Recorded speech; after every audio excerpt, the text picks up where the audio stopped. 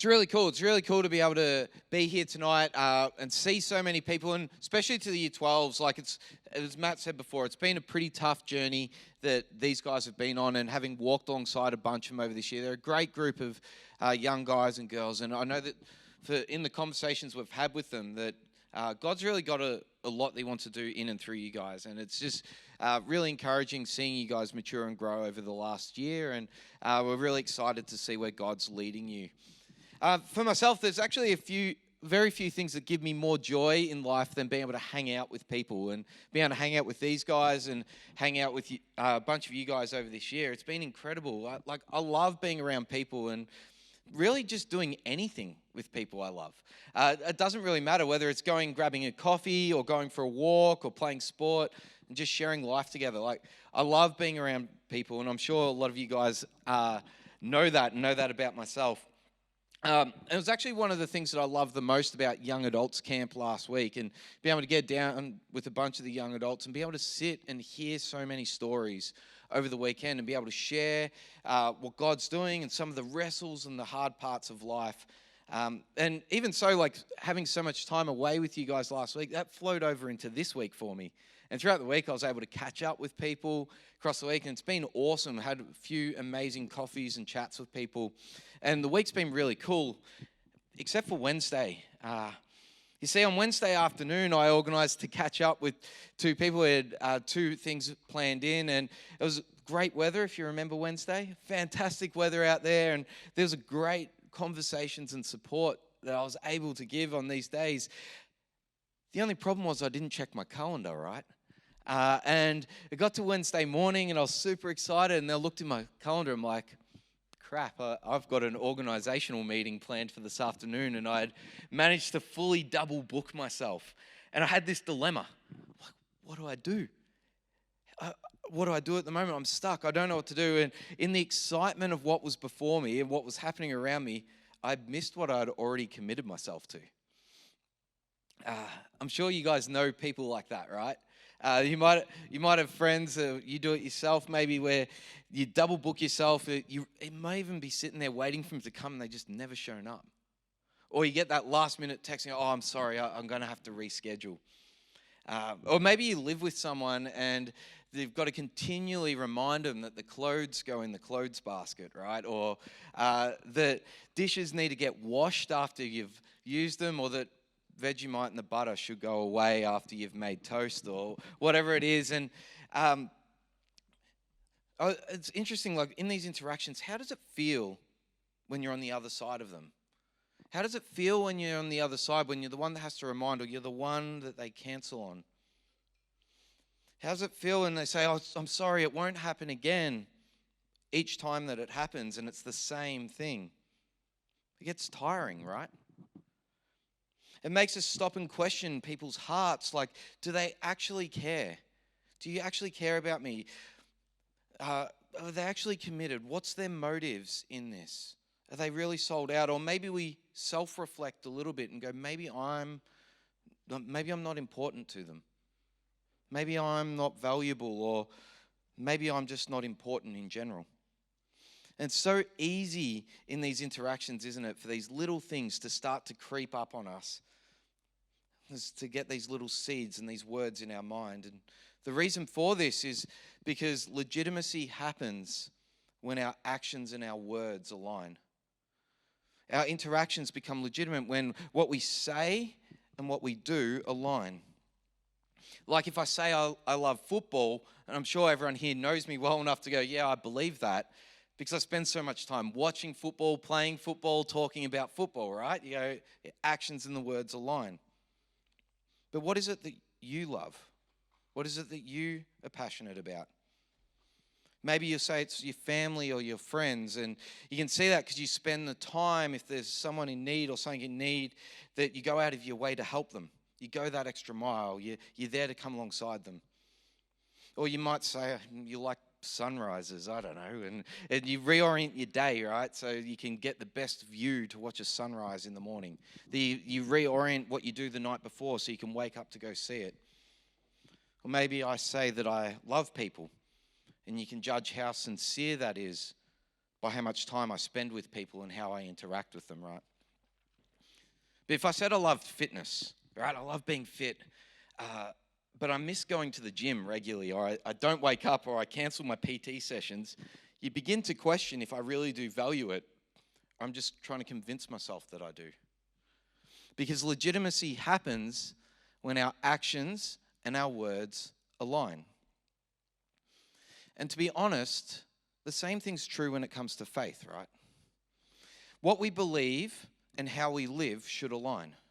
If I say I believe something, it should be the same as with our passions. If I say I'm passionate about football, then you should be able to see that in how I live. When it comes to faith, if I say that I believe this or I'm passionate, if I believe something, like if I truly believe it deep down, then it should be evidenced in our life and in our interactions, shouldn't it? Like if you say that you believe that God is love, that you experience this, then how you interact with people should show an expression of love. There should be a reflection of that love in your interactions, how you value people, how you accept them, and how you love them. If you say you've experienced forgiveness, then it should be seen in how you show and extend forgiveness to others. If you say you know God, if you believe this Christian thing is something more, if there's something real to it, then shouldn't you be able to see that when you're at school? The way that you go about your classes, or that you respect your teachers, or maybe the way that you interact with your friends. There should be an interaction in that space that shows that you believe in something else. Give you a bit of hope. Or maybe when you're at work and the way that you engage with your work shows that you believe something, and maybe you don't look like the other people around you. The way you interact with your family or strangers or those in need. We should be able to see some kind of reflection in our actions if we have a belief. Or is faith just something that's nice, something that we think about and it's disconnected from the rest of our life? Is it something that's removed from our everyday experience? You know, at the moment we're working through this series called Beyond the Pews, where we're looking through the book of James, and what it's encouraging us to do is to stop and to take a look at what faith really looks like in our lives. And James is a great book because it gets stuck into these little nitty-gritty details of these real-life interactions. And it's no surprise because the author of the book of James is James, Jesus' brother. And he saw in Jesus these little nitty-gritty actions, these everyday interactions that he had. So it's no surprise that when he's writing a book and writing an encouragement, these are the things he focuses on.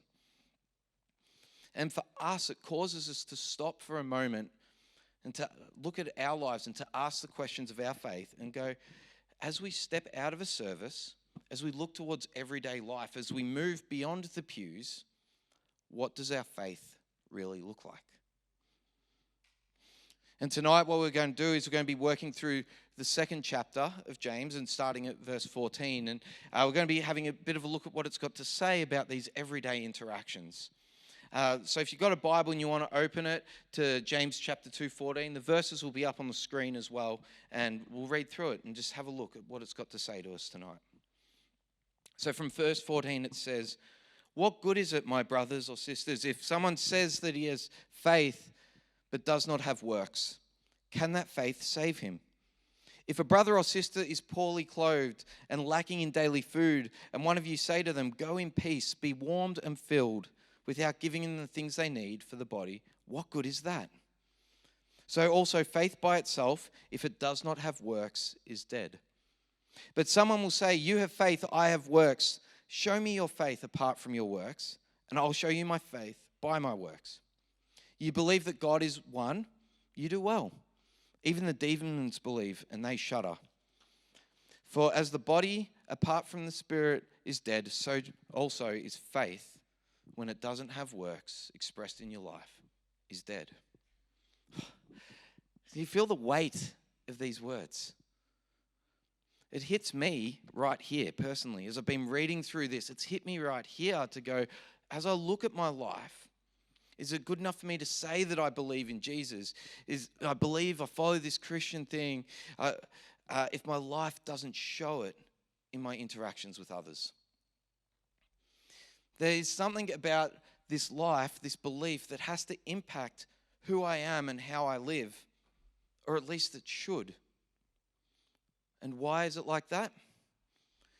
Because legitimacy happens when our actions and our words align. When people can see our lives and the impact that our faith has on it, when they can see that impact in the way that we live. You see, if you look at what this Christian thing is all about, like if you take a moment and step back and go, what is it really about? You might be surprised. Like if we were to stop for a moment, and I don't know where you guys are here, there might be some people here that's never really been around church or faith. There might be others who have experienced a little bit with their friends. There might still be others that have grown up in a community like this, or even in ours. If we stop for a moment and looked at the question, what is faith all about? What would you say? If you think to yourself, how would you answer that question? What is this Christian thing? What is faith all about? Because at the heart of it, I can tell you what it isn't about. It isn't a set of beliefs or dogmas that you hold on to. It isn't this belief that you need to believe this right thing or live this right way, and that's what it's about. It's not about a set of belief or dogmas. It isn't a religious program. It isn't coming to a service that we attend or going to a youth group or to a small group. That isn't what it's about. It isn't a moral code or a guidance to say this is the right way to live to be a good person, or this is what you need to live up to. No, it's not about any of these things. It's rather, if we pull it back and go, what is it about? It's rather an invitation into the presence of a God who loves us. He loves us warts and all. It's something that we need to continually remind ourselves of, that while our world has so much chaos in it, while chaos of people who think about themselves, who use others in their interactions, or they feel this brokenness and the way that they interact perpetuates it and puts this brokenness and this pain onto other people. Well, things that happen in our lives may flare up insecurities that make us feel empty, that makes us feel worthless or tossed and thrown aside.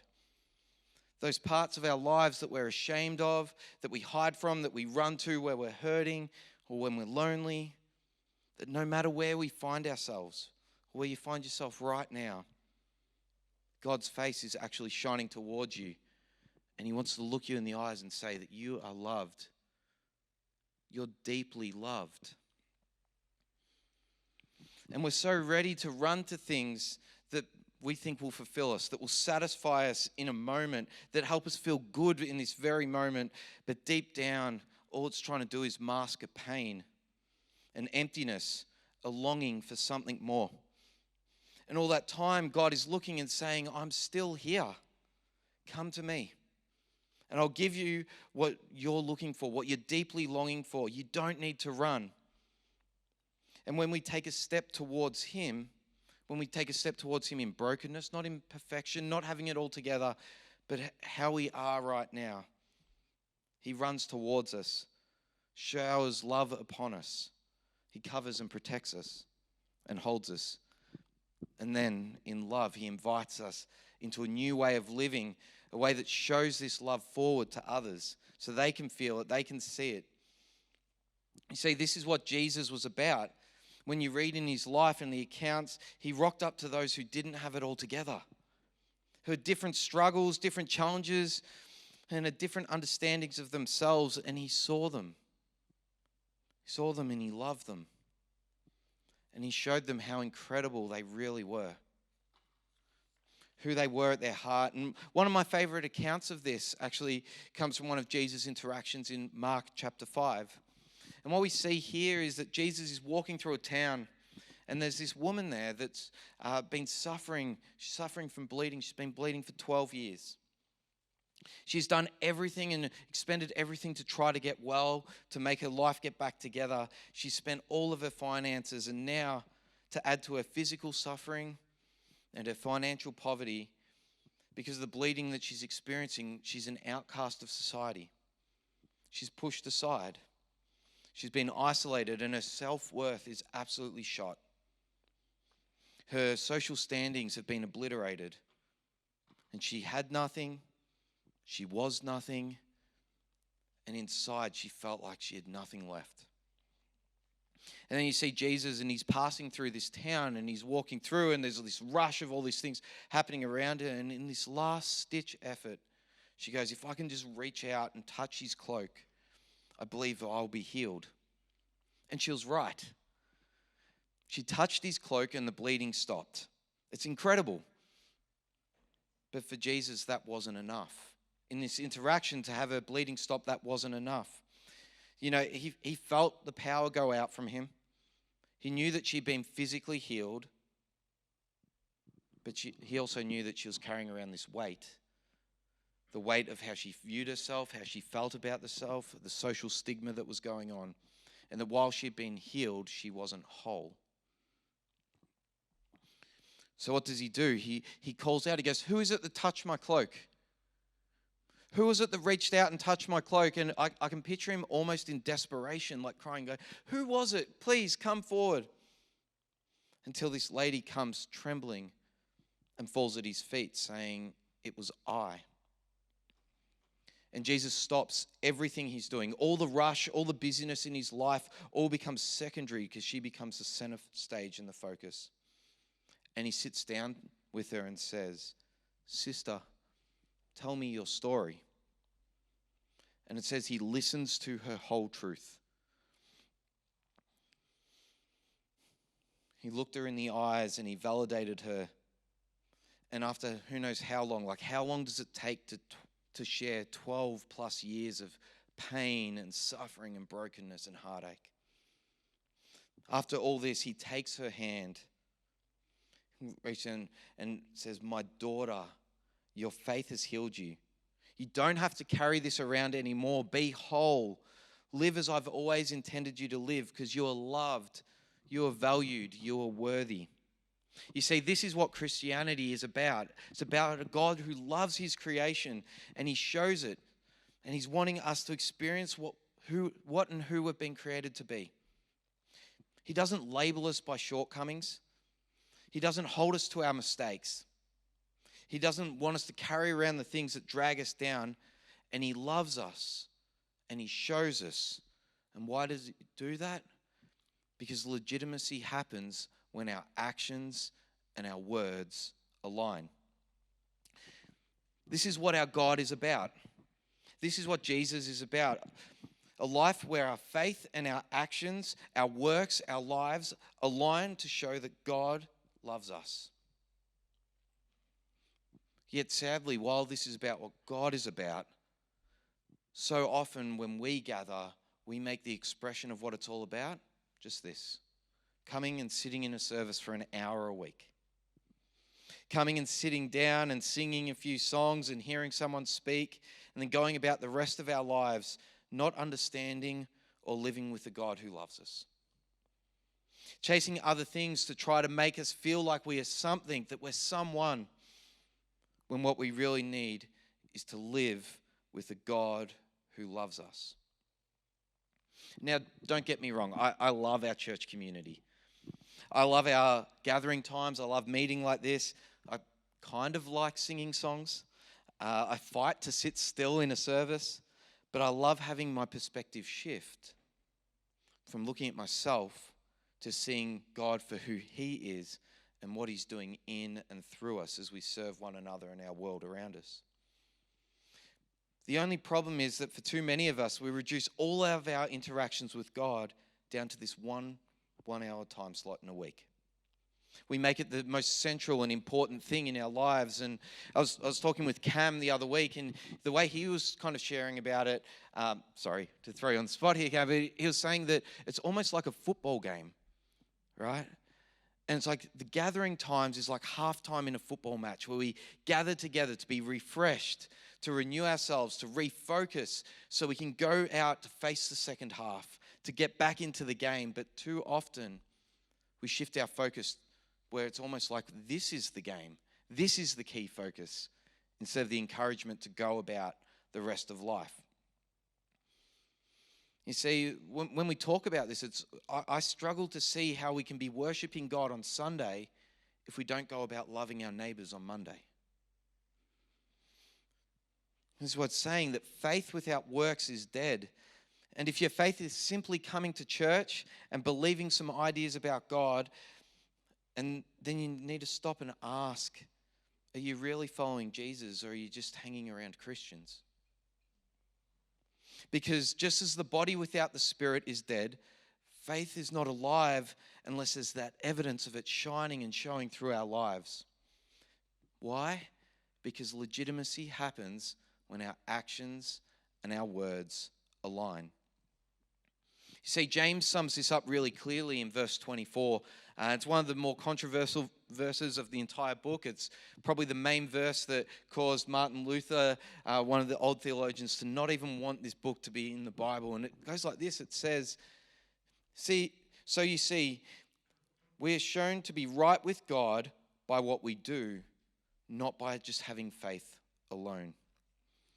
See, we're shown to be right with God. We're shown that we've got this relationship with God when we see it in what we do, not just by believing things alone. And I remember when I was about 20, I was involved in this Bible study group where we look at things like the nature and character of who God is, and we became obsessed over this stuff. We'd lap it up. When you get excited by something and it just overflows out of you, that was me to a T. It consumed me. And me and my mates were so passionate that everywhere we would go, we'd be getting into conversations about these things that we're studying, that we're learning about God. The only problem was that we were using this knowledge that we were gaining as a way to trump and belittle other people. We would look for arguments and cause divisions. We would rip people down. And if I look back now, there was nothing in how we conducted ourselves that said anything or showed anything that the other person was valued or loved. We didn't show anything about the love of God or His grace in how we lived or we conducted ourselves with others.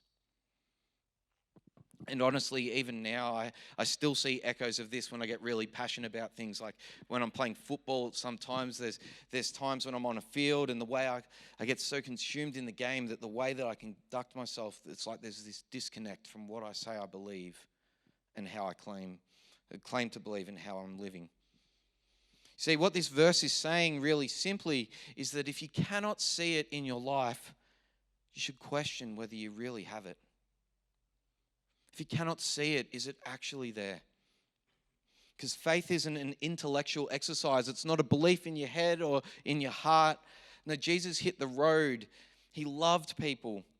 He changed their lives by this love. He showed them that they were loved and called others to be a part of it and to live out of it. Yes, work, deeds, how we live is important because legitimacy happens when our actions and our words align. Faith without these evidences at work in our lives is dead. If you cannot see it, do you really have it? But the reason why all this is so important, if you can hear anything, the reason why seeing it evidence in your life is so important, if I could come and look at you in the eye and say one thing, it's this. It's that wherever you are, whatever your life looks like right now, you are loved. That no matter what you've done, whatever your life looks like, if there's things that you feel ashamed of, the things that make you want to run and hide, that you don't want to be open and honest about, you are loved. You are loved. You are valued. You have a purpose. You have worth. And yet for so many of us, we fail to see this in our lives. And as a result, what we do is we start to sell ourselves short.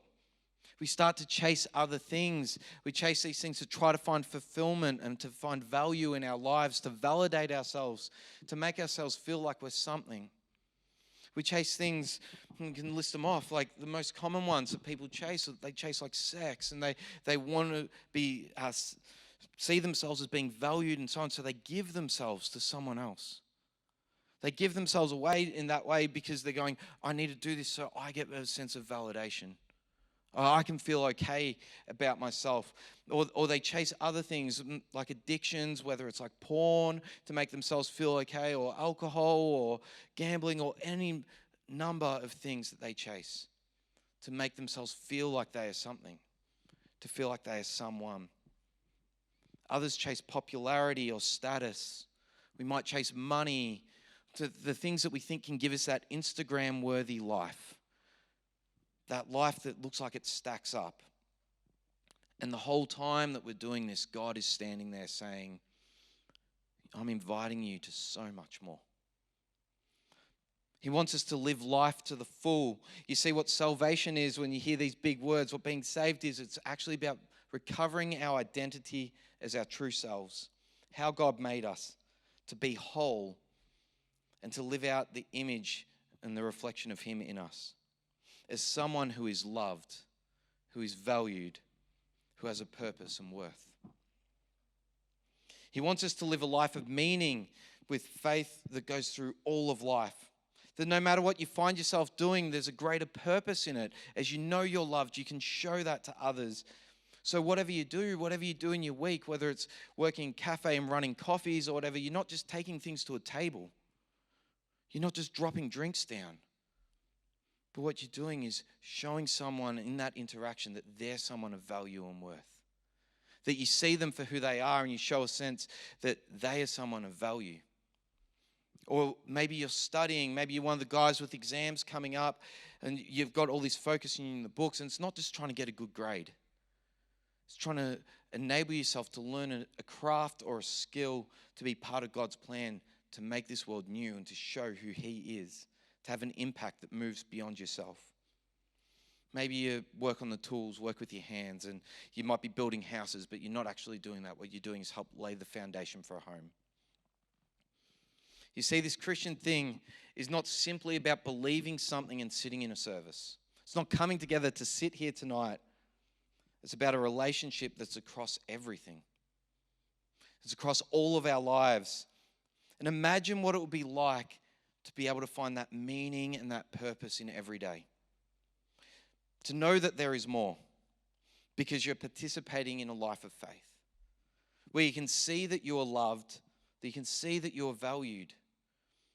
You can see that you're someone of worth, and then be able to show that to others, that they are that too. To see them come alive as they experience the love that God has for them flowing through you. Because you see, while faith is dead if there isn't works and actions with it, faith comes alive when it has actions. When it has these things that flow through you, because legitimacy happens when our actions and our words align. So tonight, I just want to invite you guys to imagine what your life could be like, what God could be calling you to, how the transformation can happen in you. I invite you guys to imagine what would happen if you took hold of this truth that you are loved and valued. That you're loved and valued exactly for who you are, and that God wants to speak to you and let you know that you are someone of worth. And that isn't just a belief that you hold here, but it's something that should resonate through your life. He's standing there and He wants you to know that. But also imagine what will happen if you can show that to the people around you. That they too are people that are loved and that they are valued. I invite you guys to close your eyes tonight. And just a couple of quick things as we come to a close. The first one is perhaps you're sitting here and there's things in your life that make you feel like you're not worth, that make you feel like you're being pushed aside, that you're selling yourself short.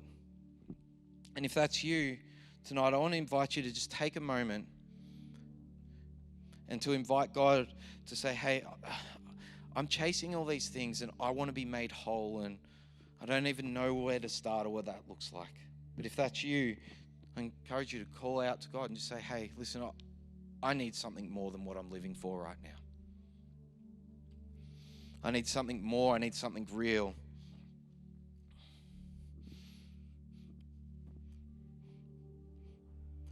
But perhaps you're sitting here and you know what it means to be loved, but you're not living that and allowing it to flow through your life.